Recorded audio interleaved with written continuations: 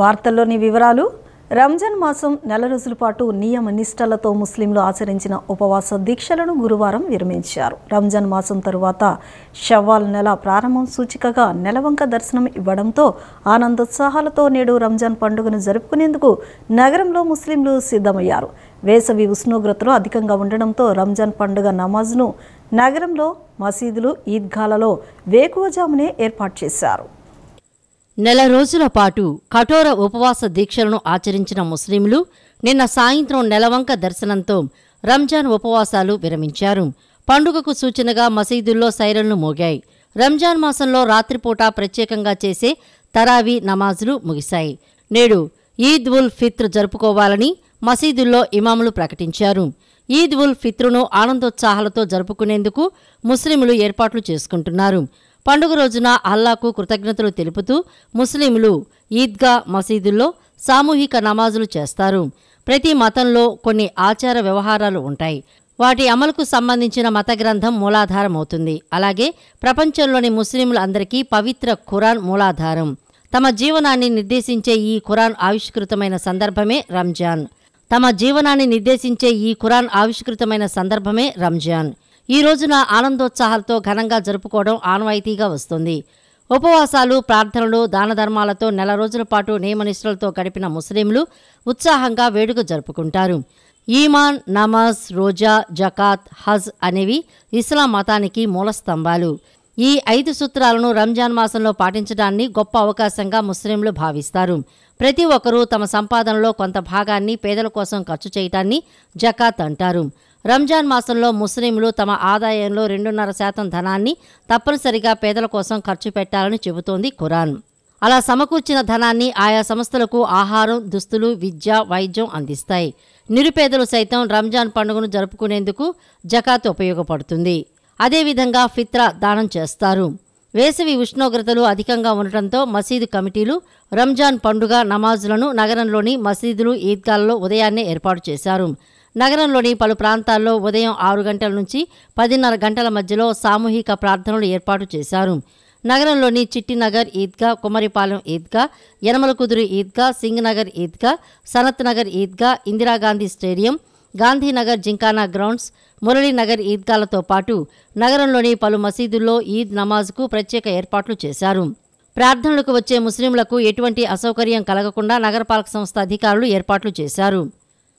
రంజాన్ పర్వదినం సందర్భంగా ముఖ్యమంత్రి వైఎస్ జగన్మోహన్ రెడ్డి, టీడీపీ అధినేత చంద్రబాబు, జనసేనాని పవన్ కళ్యాణ్ ముస్లింలకు రంజాన్ శుభాకాంక్షలు తెలిపారు.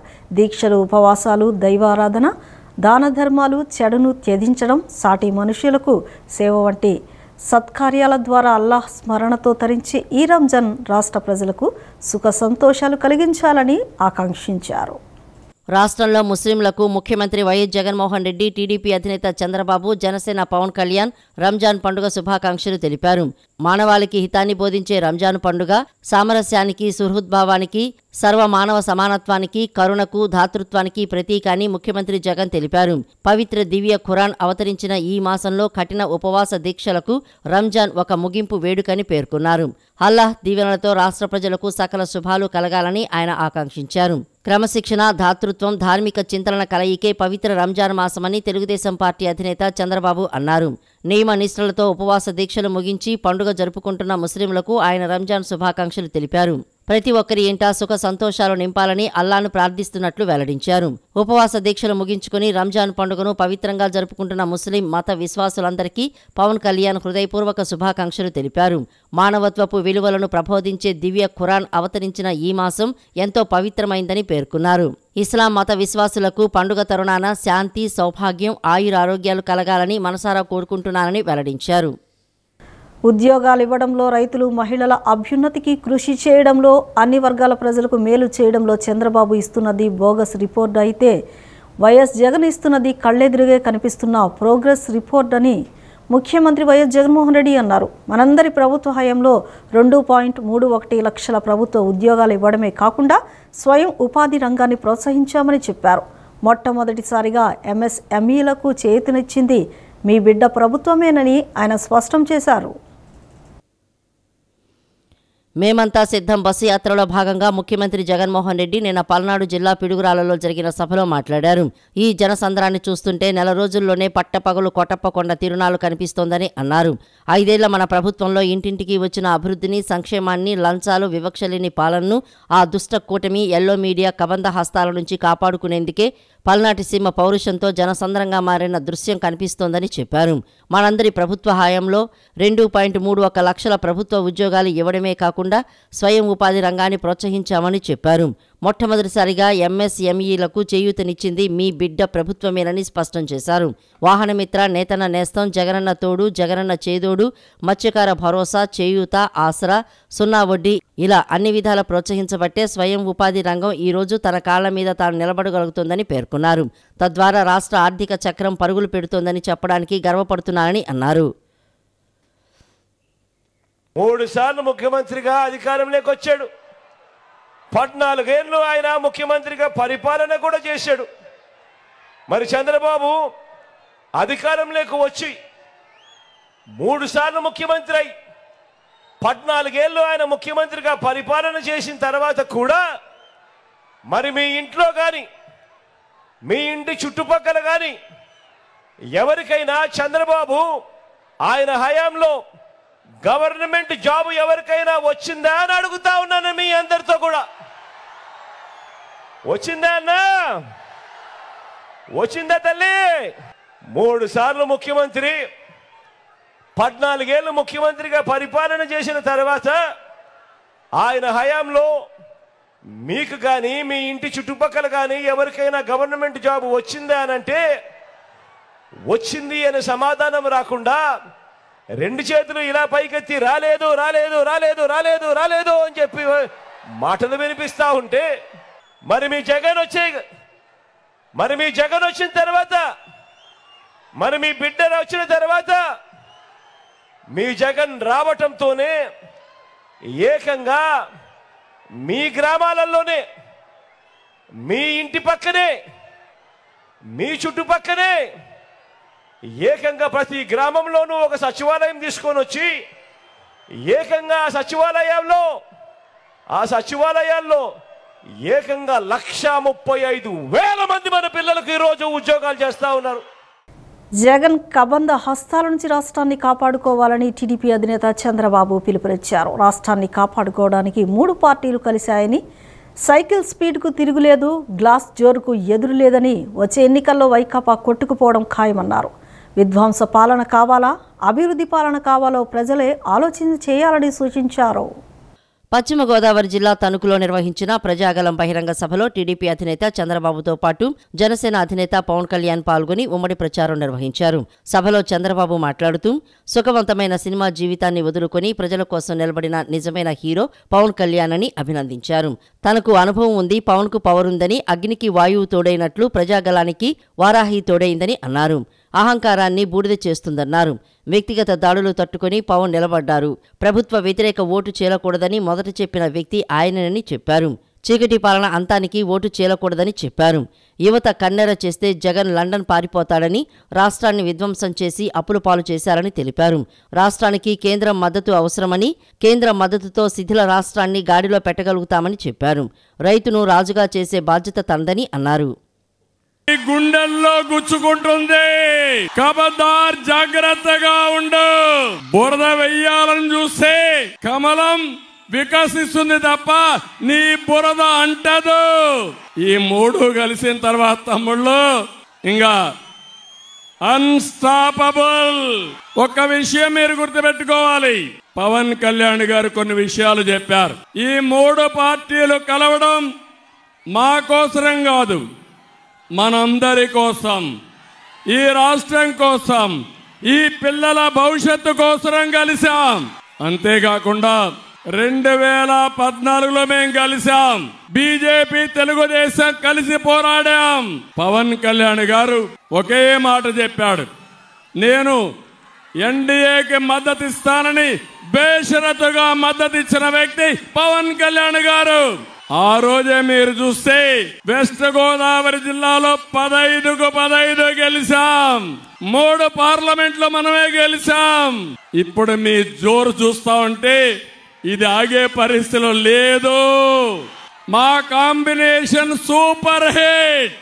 అయితే ఇక్కడ ఒక విషయం గుర్తుపెట్టుకోవాలి. ఈరోజు ఏదో మేము అధికారం కోసమో ఇంకొక దానికోసం మేము కలవలేదు.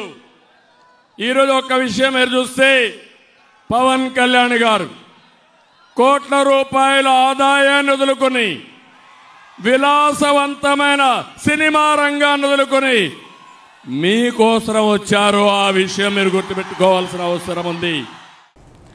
బూతులు తిట్టి దాడులు చేసే మంత్రులు వైకాపా కేబినెట్లో ఉన్నారని జనసేన అధినేత పవన్ కళ్యాణ్ విమర్శించారు. ఆంధ్రప్రదేశ్ ప్రజల ఆకాంక్షను దృష్టిలో పెట్టుకునే తాము పొత్తు పెట్టుకున్నామని చెప్పారు.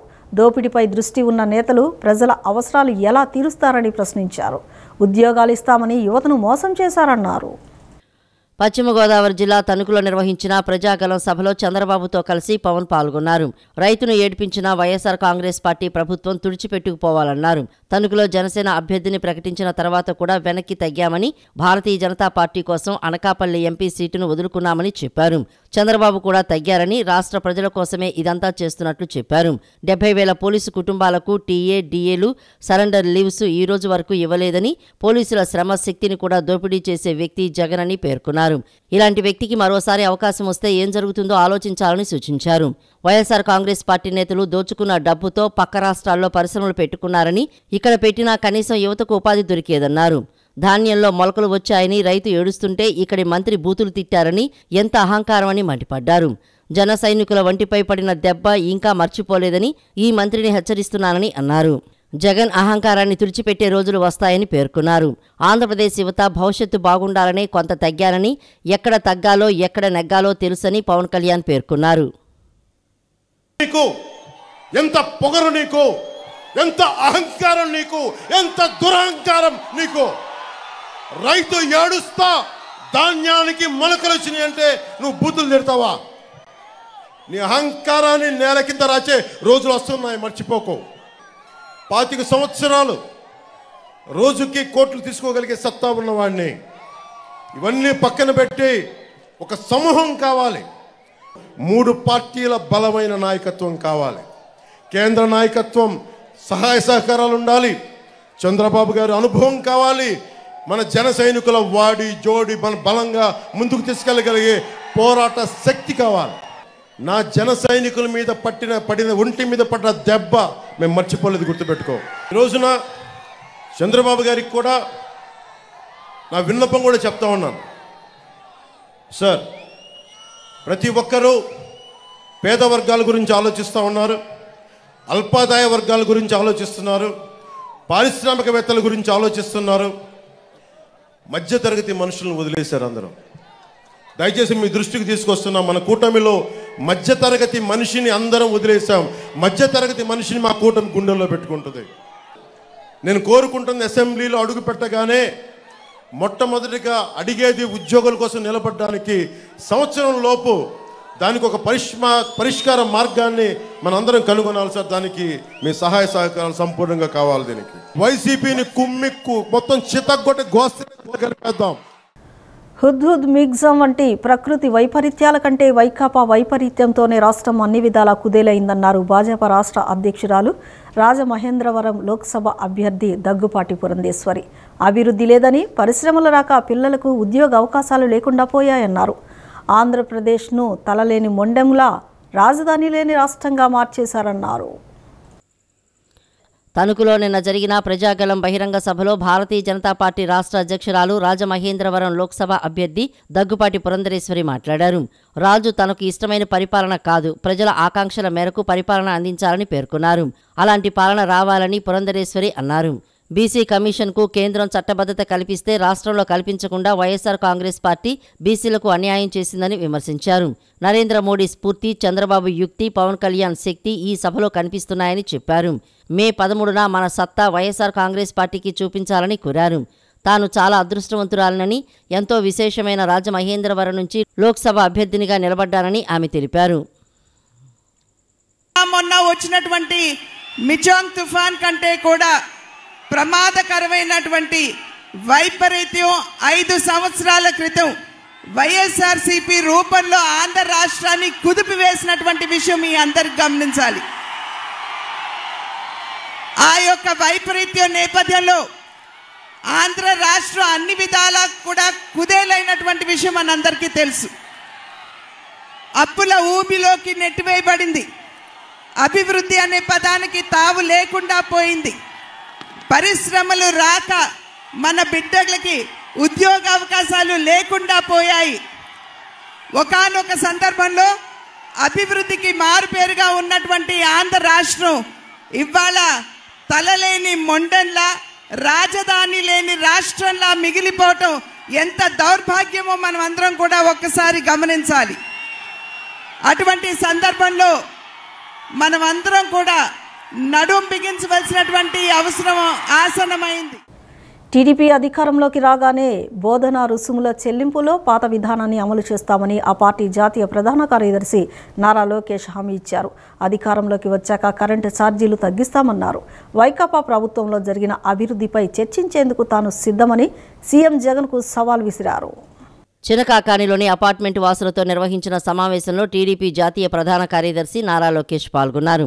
అధికారంలోకి వచ్చాక కరెంటు ఛార్జీలు తగ్గిస్తామన్నారు. వైఎస్ఆర్ కాంగ్రెస్ పార్టీ ప్రభుత్వంలో జరిగిన అభివృద్ధిపై చర్చించేందుకు తాను సిద్ధమని సీఎం జగన్కు సవాల్ విసిరారు. మండు టెండర్లోనూ రోజుకు 3 సభల్లో పాల్గొంటున్న తెలుగుదేశం పార్టీ అధినేత చంద్రబాబు యువకుడిలా తిరుగుతున్నారని, ఏసీ బస్సుల్లో తిరుగుతున్న సీఎం మాత్రం 3 రోజులకోసారి విరామం తీసుకుంటున్నారని ఎద్దేవా చేశారు. చంద్రబాబు ప్రవేశపెట్టిన పథకాలపై మాట్లాడే అర్హత జగన్కు లేదని తెలుగుదేశం పార్టీ ఎంపీ అభ్యర్థి పెమ్మసాని చంద్రశేఖర్ తెలిపారు. అన్నగారు సంక్షేమ కార్యక్రమాల గురించి మాట్లాడారు కదా, మీకు చెప్పా ఆయనకి 2 బటన్లు ఉంటాయని. ఒక బటన్ నొక్కితే 100 రూపాయలు 10 రూపాయలు పడుతుంది, ఇంకో బటన్ నొక్కితే 100 రూపాయలు పోతుందని. అట్లా కరెంటు ఛార్జీలు పెట్టి పెన్షన్ ఎత్తేస్తారు. వాళ్ళే కరెంటు ఛార్జీలు పెంచుతారు, మీరు కరెంటు బిల్లు బాగా కడుతున్నారని పెన్షన్ చేస్తారు. ఇంకా కటింగ్ మాస్టర్ అనే కదా, అన్న క్యాంటీన్ కట్, పండగలకు ఇచ్చే కానుక కట్, పెళ్లి కానుక cut, school fee reimbursement cut, విదేశీ విద్య cut, best available school cut, ఇట్లా 100 సంక్షేమ కార్యక్రమాలు రద్దు చేసిన ఏకైక ముఖ్యమంత్రి జగన్మోహన్ రెడ్డి గారు. మనం చేసిన సంక్షేమ కార్యక్రమాలు, పెద్దలు చంద్రశేఖర్ గారు చెప్పినట్లు మనం చేసిన సంక్షేమ కార్యక్రమాల గురించి చర్చించాలంటే ఒక రోజంతా పడుతుంది. ఆ చర్చకు మేము సిద్ధం. జగన్మోహన్ రెడ్డి గారు సిద్ధమని అడుగుతున్నారు. ఆయన వచ్చి చర్చించాలి. ఏదో పప్పు బెల్లాలు జల్లేసి ఏదో నేను పొడిసేసాను అంటున్నాడు. ఉద్యోగాలు ఏమైనాయి? డిఎస్సీ ఏమైంది? అన్న క్యాంటీన్ ఏమైంది? చంద్రన్న బీమా ఏమైంది? స్కూల్ ఫీ రీంబర్స్మెంట్ ఏమైంది? ఏం మాట్లాడు. కానీ వాళ్ళ దగ్గర ఒకటి నేర్చుకోవాలి. నిజంగానే ఆ విషయంలో అభినందిస్తామని. అబద్ధాలు ఎంత బాగా చెప్తారమ్మా. బా, సొంత బాబాయిని లేపేసి శవాన్ని పక్కన పెట్టుకుని బాబు గారిని తిట్టాడు. చంద్రబాబు గారు గాని, లోకేష్ గారు గాని, తెలుగుదేశం పార్టీ గాని వ్యక్తిగతంగా ఆలోచించలేదు. అంటే జగన్మోహన్ రెడ్డి గారు ఏంటంటే ఒక 5,000 3,000 ఒక వ్యక్తిగత ప్రయోజనం చేస్తే అది నాకు ఓటు వస్తుంది, రోడ్లు వేస్తేనో నీళ్లు వేస్తేనో డ్రైనేజ్ ఇస్తేనో వ్యక్తిగతంగా కాదు కదా, ఏదో గవర్నమెంట్ చేసినట్టు ఉంటుంది అనే ఉద్దేశంతో ఆయన ఓట్ల రాజకీయానికి తెరలేపారు. అలా తెలుగుదేశం పార్టీ కూడా ఆలోచిస్తే మీరు తిరగటానికి రోడ్లుండవు, తాగటానికి నీళ్లుండవు, గాలి పీల్చడానికి గాలి కూడా ఉండదు. కాబట్టి తెలుగుదేశం పార్టీ మౌలిక సదుపాయాలపై దృష్టి పెట్టింది. రాష్ట్రం విడిపోయిన మొదటి 5 సంవత్సరాలు. ఇప్పుడు మౌలిక సదుపాయాలు కొన్ని ఉన్నాయి, ఇంకా మళ్ళీ మనకు కొన్ని రోడ్లు కావాలి, వాటర్, క్లీన్ వాటర్ కావాలి, డ్రైనేజ్ కావాలి. వీటన్నిటితో పాటు సంక్షేమ పథకాలు కూడా అభివృద్ధి చేసి క్యాపిటల్ ప్రాంతంలో ఆదాయం పెంచి అవన్నీ చేస్తాం. కాబట్టి మీరందరూ తప్పకుండా ఆశీర్వదించండి. నేను కూడా సెంట్రల్ గవర్నమెంట్ లో ఉండి ఎక్కడెక్కడ ఉన్నటువంటి ఫండ్స్ అన్ని వెతికి మరీ తీసుకొచ్చి ఈ ప్రాంతాన్ని దేశంలోనే నంబర్ 1 గా ఉండే విధంగా వారు నేను కలిపి చేస్తామని మీ అందరికీ హామీ ఇస్తూ సెలవు తీసుకుంటున్నాను. Thank you. CM YS Jagan మేమంతా సిద్ధం బస్సు యాత్ర ఈ నెల 12న విజయవాడలో పర్యటించనున్న నేపథ్యంలో గుణదల తూర్పు నియోజకవర్గం వైసీపీ కార్యాలయంలో దేవినేని అవినాష్ నియోజకవర్గ నాయకులు కార్యకర్తలతో సమావేశమయ్యారు. డివిజన్ కార్పొరేటర్లకు అధ్యక్షులకు దిశానిర్దేశం చేశారు. ఈ సందర్భంగా దేవినేని అవినాష్ మాట్లాడుతూ సీఎం జగన్ బస్సు యాత్రను విజయవంతం చేసేందుకు సిద్ధంగా ఉండాలని పిలుపునిచ్చారు. సీఎం జగన్ బస్సు యాత్రకి ఇప్పటికే ప్రజలు బ్రహ్మరథం పడుతున్నారని అన్నారు. విజయవాడ నగరంలో సాగే బస్సు యాత్రకు అందరూ సమిష్టిగా పనిచేయాలని సూచన చేశారు. దేశంలో ఎక్కడా లేని విధంగా ప్రజలకు సంక్షేమ పథకాలు అందించింది జగన్ ప్రభుత్వం మాత్రమే అన్నారు. తూర్పు నియోజకవర్గ అభివృద్ధికి సీఎం జగన్ ఎన్నో విధాలుగా సహకరించారని అవినాష్ వెల్లడించారు. 13వ తారీఖున ముఖ్యమంత్రి జగన్మోహన్ రెడ్డి గారి యొక్క మేము సిద్ధం బస్సు యాత్ర విజయవాడ నగరంలో ప్రవేశించిన సందర్భంగా ఈరోజు కార్యకర్తల నాయకులందరితో గారు సమావేశం ఏర్పాటు చేసి దాన్ని విజయవంతం చేసే విధంగా ఈరోజు మేమందరం గారు సమావేశం ఏర్పాటు చేసాం. తప్పకుండా ఈరోజు ప్రతి ఒక్కరి గారు ఎంతో ఉత్సాహంగా జగన్మోహన్ రెడ్డి గారు యొక్క బస్సు యాత్రను విజయవంతం చేయాలని చెప్పని ప్రతి నాయకులు ప్రతి కార్యకర్త గారు ఎంతో ఉత్సాహంగా ఉన్నారు. తప్పకుండా అదే ఉత్సాహంతో దాన్ని విజయవంతంగా చేస్తామని చెప్తూ సెలవు. విజయవాడ తూర్పు నియోజకవర్గంలో అభివృద్ధి సంక్షేమమే ప్రధాన ఎజెండాగా వైఎస్ఆర్సీపీ అభ్యర్థుల విజయాన్ని కాంక్షిస్తూ అసెంబ్లీ అభ్యర్థి దేవినేని అవినాష్ సోదరి దేవినేని క్రాంతి సతీమణి దేవినేని సుధీర విస్తృతంగా ప్రచారాన్ని నిర్వహించారు. ముఖ్యమంత్రి వైఎస్ జగన్మోహన్ రెడ్డి పేదల పక్షపాతి అని పేదలకు మేలు చేయాలనేది ఆయన ఆశయమన్నారు. 4.5 ఏళ్లుగా ప్రజలకు అందుబాటులో ఉంటూ ఏ సమస్య వచ్చినా అండగా ఉన్న దేవినేని అవినాష్ను ఆశీర్వదించాలని కోరారు. విజయవాడ తూర్పు నియోజకవర్గంలో దేవినేని అవినాష్ విజయాన్ని కాంక్షిస్తూ ఆయన సోదరి దేవినేని క్రాంతి సతీమణి దేవినేని సుధీర విస్తృతంగా ప్రచారం నిర్వహిస్తున్నారు.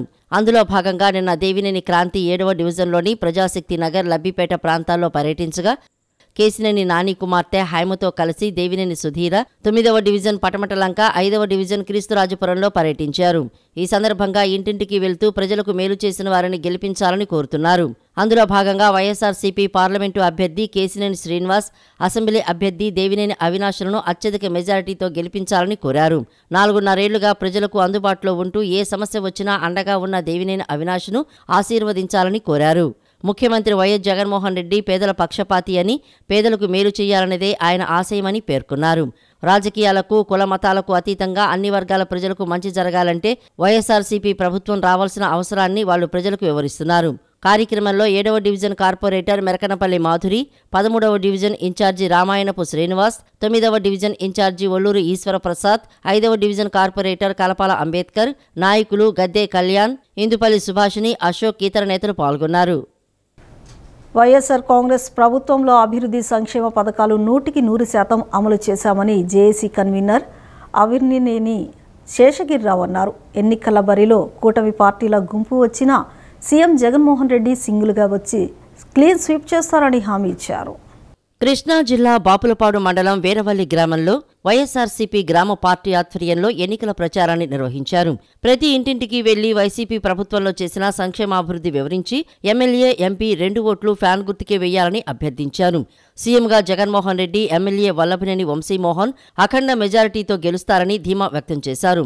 కులం, మతం, రాజకీయాలకు అతీతంగా అన్ని వర్గాల ప్రజలకు సంక్షేమ పథకాలు అమలు చేసిన ముఖ్యమంత్రిగా, దేశంలోనే ఏకైక ముఖ్యమంత్రిగా సీఎం జగన్మోహన్ రెడ్డి నిలిచిపోతారని కొనియాడారు. ఈ వార్తలు ఇంతటితో సమాప్తం. నమస్కారం.